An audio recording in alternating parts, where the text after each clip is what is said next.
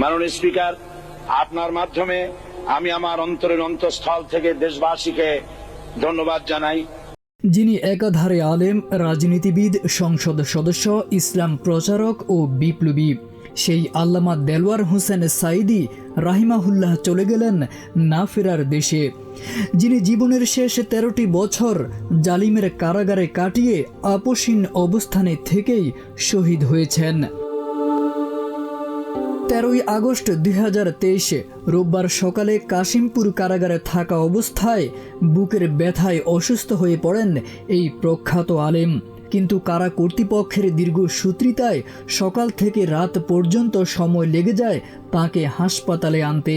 অবশেষে রাত 11টার কিছু পর তাকে পিজি হাসপাতালে ভর্তি করা হয়। আল্লামা সাঈদী দীর্ঘদিন ধরে উচ্চ রক্তচাপ, হৃদরোগ এবং ডায়াবেটিসে ভুগছিলেন। তার হার্টে ছিল 5টি রিং।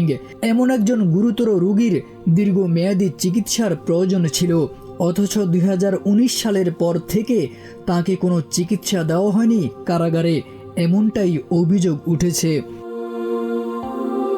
রাতভর তার অবস্থার বিষয়ে পরিবারকে কোনো তথ্য জানানো হয়নি। এমনকি লাইফ সাপোর্টে নেওয়ার পূর্বে হাসপাতাল কর্তৃপক্ষ পরিবারের কাউকে জানায়নি, নেয়নি কোনো অনুমতিও।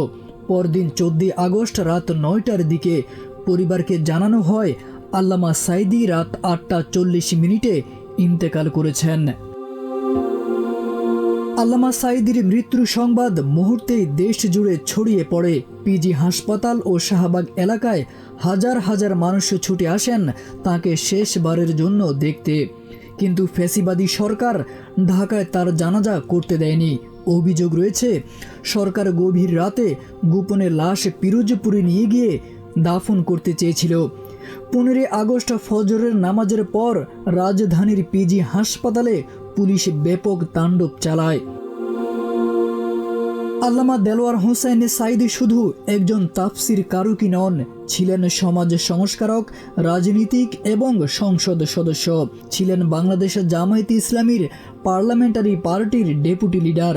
ধর্ম মন্ত্রণালয় সম্পর্কিত সংসদীয় স্থায়ী কমিটির চেয়ারম্যান ছাড়াও বিভিন্ন মন্ত্রণালয়ের স্থায়ী কমিটিতে দায়িত্ব পালন করেছেন। আল্লামা সাঈদীর মৃত্যুতে দেশ বিদেশের ইসলামপ্রিয় মানুষের মাঝে গভীর শোক নেমে আসে।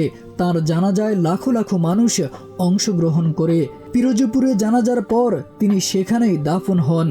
এই বিদায় শুধু একজন মানুষের ছিল না, এটি ছিল এক আদর্শের, এক সংগ্রামের, এক আপোষহীন জীবনের।